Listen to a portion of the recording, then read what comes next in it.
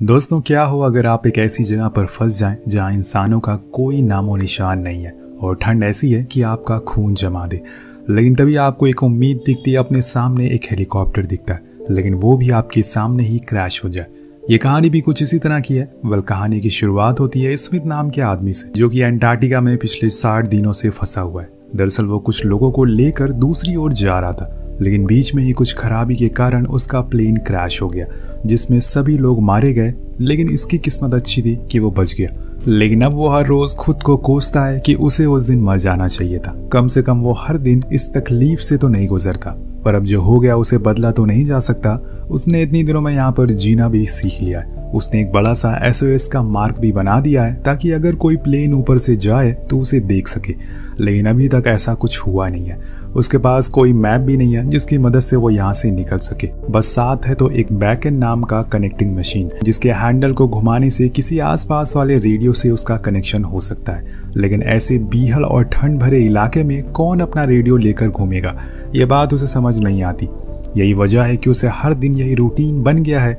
वो रोज सुबह उठता है, बेकन को लेकर ऊंची ऊंची जगहों पर जाता है और उसको घुमाता है कि शायद उसकी मदद के लिए कोई यहाँ पर आ सके।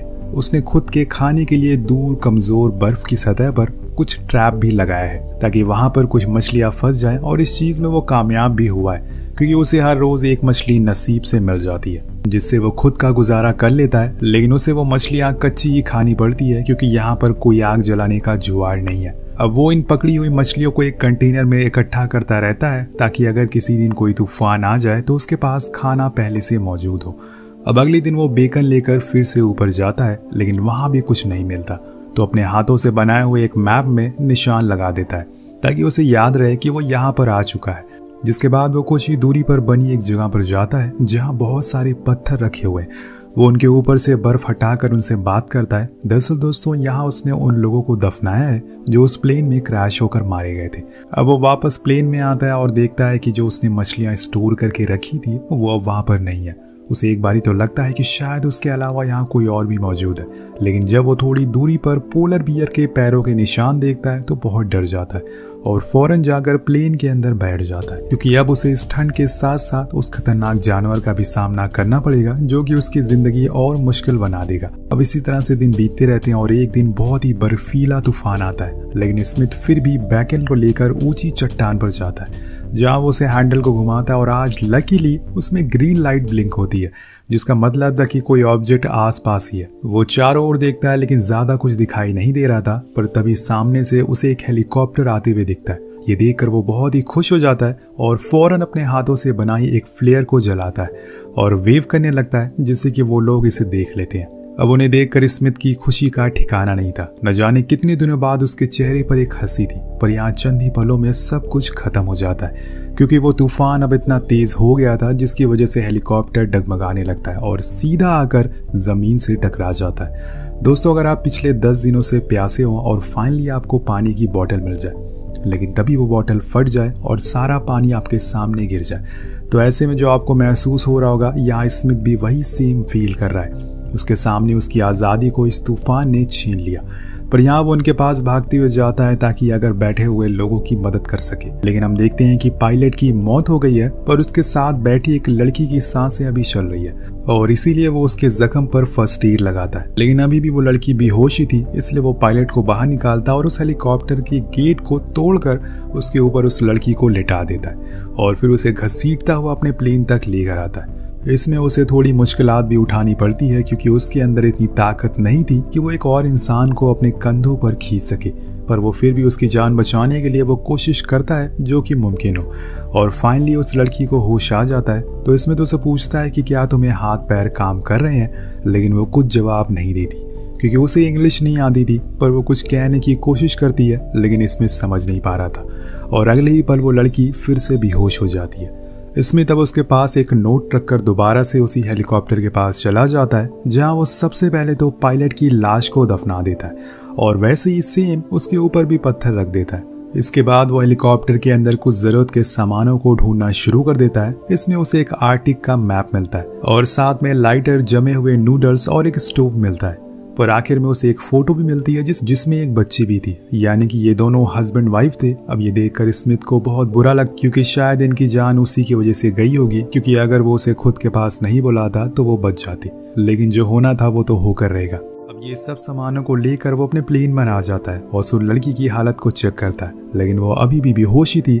2 दिन बाद यहाँ ठंड का मौसम आ जाएगा, जिसमें गुजारा करना किसी आम इंसान की बात नहीं होगी, क्योंकि उस समय रात में तापमान -40 डिग्री तक पहुंच जाता है और इसी बात का डर अब स्मिथ को सता रहा था।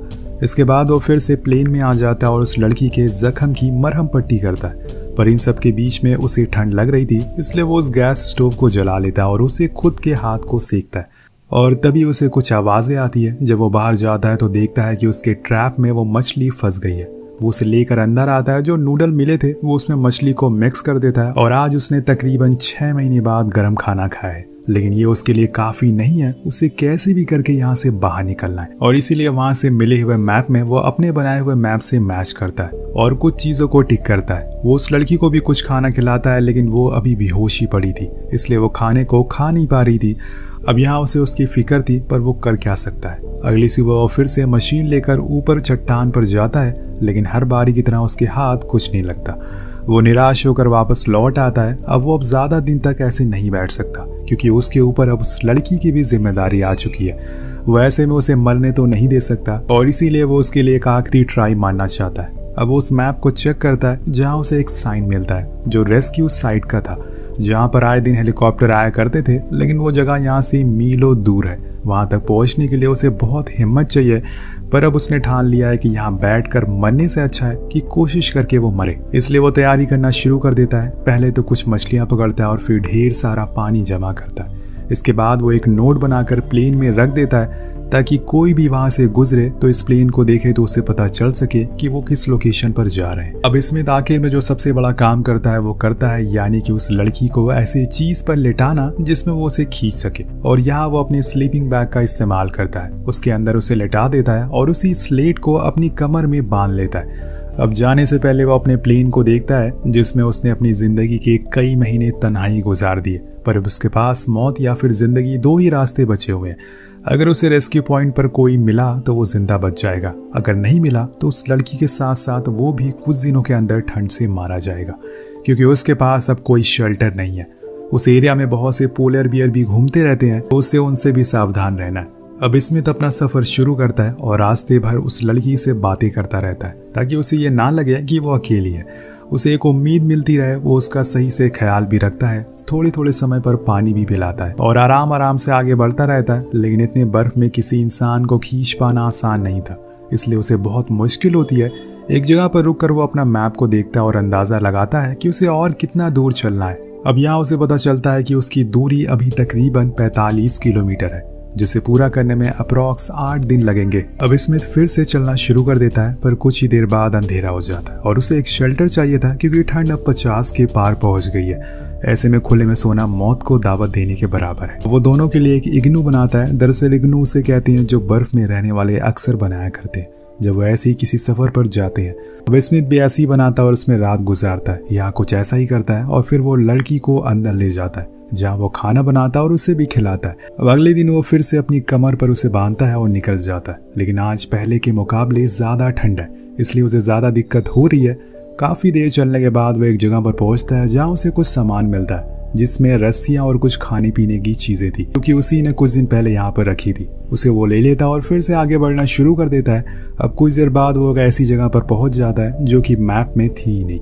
ये असल में एक पहाड़ था, जिसके ऊपर खुद को अकेले चढ़ना आसान था, लेकिन किसी को खींच कर चढ़ना बहुत ही ज्यादा मुश्किल।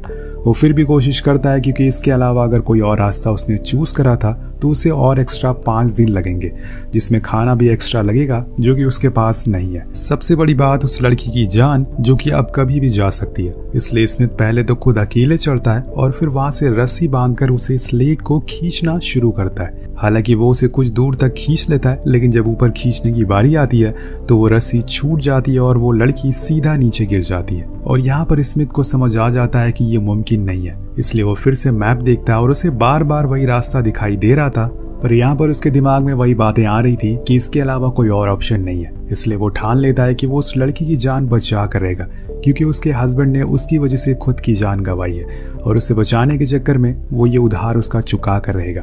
वो अपना सारा सामान ऊपर से उतारता और अब उसी लंबे वाले रास्ते की ओर चलना शुरू कर देता है, लेकिन रात गुजारना बहुत ही मुश्किल हो रहा था। अब इसमें चारों ओर देखता है कि कहीं उसे कोई शेल्टर मिल जाए। तभी उसे एक गुफा मिल जाती है जो शायद किसी पोलर बियर की बनाई हुई होगी, लेकिन अभी वो वहां पर नहीं है, इसलिए वो दोनों वहीं रुक जाते हैं। कुछ देर गुजारने के बाद वो खाना बनाता है, लेकिन अब गैस खत्म हो चुकी है, यानी कि इसके बाद अब आने वाले दिनों में उन्हें कच्चा ही खाना खाना पड़ेगा। लेकिन यहाँ पर इससे बड़ी मुश्किल आ जाती है। स्मिथ को किसी की गुर्राने की आवाज आती है। शायद वो पोलर बियर आ गया है जिसकी ये गुफा थी। अब वो बाहर भी भाग कर नहीं जा सकते और बियर भी अंदर नहीं आ पा रहा था। इधर स्मिथ अपनी फ्लेयर ढूंढना शुरू करता है ताकि वो उसे डरा कर भगा सके, लेकिन वो मिल नहीं रही थी और अब वो पोलर बियर अंदर घुसता जा रहा था। लेकिन सही मौके पर वो फ्लेयर जला देता है, जिससे कि वो पोलर बियर डर कर भाग जाता है। लेकिन यहाँ पर स्मिथ को इस बात का डर सता रहा था कि कहीं वो कल अगर बाहर निकले तो वो उसके ऊपर हमला ना कर दे। इसी डर में उसकी वो रात गुजर जाती है और आ जाता है अगला दिन।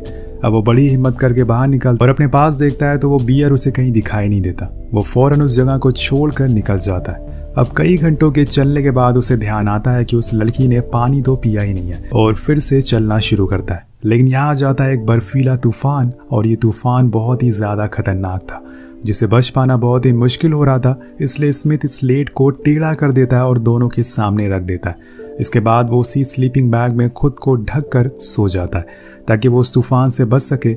जब उसकी आंख खुलती है तो वो पूरा बर्फ से ढका हुआ था। वो फौरन उठता है और उस लड़की को भी उठाता है, लेकिन वो देखता है कि उस लड़की के मुंह से खून आ रहा है। अब वो उसके घाव को चेक करता है और उसे पता चलता है कि उसे इन्फेक्शन हो गया है। यहाँ वो लड़की भी कुछ रिएक्शन नहीं दे रही थी, इसलिए स्मिथ को लगने लगा था कि शायद वो मर गई है। इसलिए उसके दिमाग में अब ये ख्याल आने लगते हैं कि उसे अब आगे ले जाने का कोई फायदा नहीं है और उसे वहीं छोड़ देना चाहिए। बड़ी ही देर बाद वो फैसला कर लेता है कि वो अकेले ही आगे बढ़ेगा।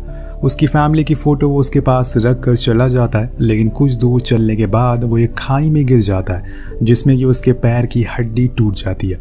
अब स्मिथ को सबसे पहले दिमाग में उस लड़की का ख्याल आता है कि शायद गॉड उसको एक मैसेज देना चाह रहा हो कि वो लड़की तुम्हारी जिम्मेदारी है और तुम्हें कैसे भी करके उसे जिंदा रखना पड़ेगा। तुमने उसे अकेला छोड़ दिया।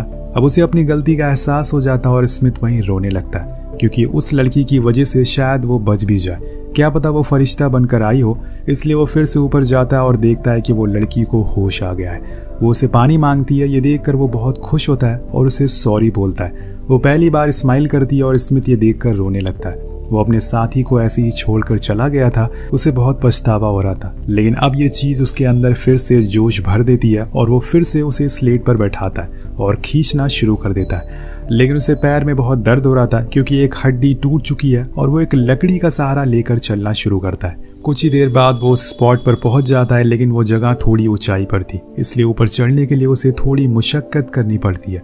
वो उस लड़की को नीचे ही छोड़ देता है और खुद अकेले ऊपर जाकर देखता है। दोस्तों, यहाँ उसे लकीली वहां पर एक हेलीकॉप्टर दिख जाता है और कुछ लोग भी मौजूद थे, और इसीलिए वो फौरन उस लड़की को ऊपर लेकर आता है और फ्लेयर चलाता है। लेकिन वो लोग उसे देख नहीं पा रहे थे।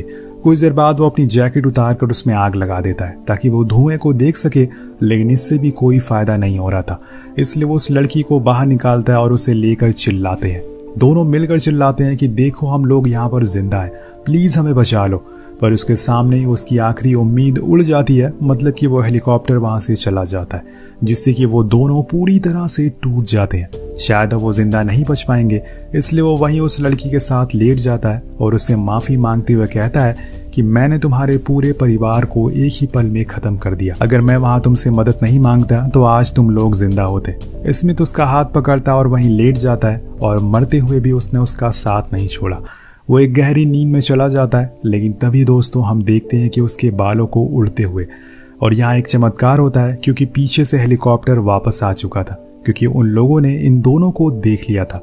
वो लोग स्मिथ और उसके साथी को रेस्क्यू कर लेते हैं और स्मिथ कई महीनों से यहाँ पर फंसा हुआ था, लेकिन उसके अंदर कभी इतनी हिम्मत नहीं आई कि वो उस रेस्क्यू पॉइंट तक जाए। लेकिन जब वो लड़की आई तो उसने उसे हिम्मत दी, और इसीलिए कहते हैं कि कभी कभी कुछ अनजान लोग भी हमारी जिंदगी में कुछ ऐसी छाप छोड़ देते हैं जिससे कि हमारे अंदर एक जुनून आ जाता है। तो दोस्तों, इस कहानी पर एम करते हैं 400 कमेंट का। वेल, अगर आप स्मिथ की जगह होते तो क्या उस लड़की को छोड़ देते या फिर अपनी जान बचाते? नीचे कमेंट करके जरूर बताएगा। मिलते हैं अगली वीडियो में। Peace out.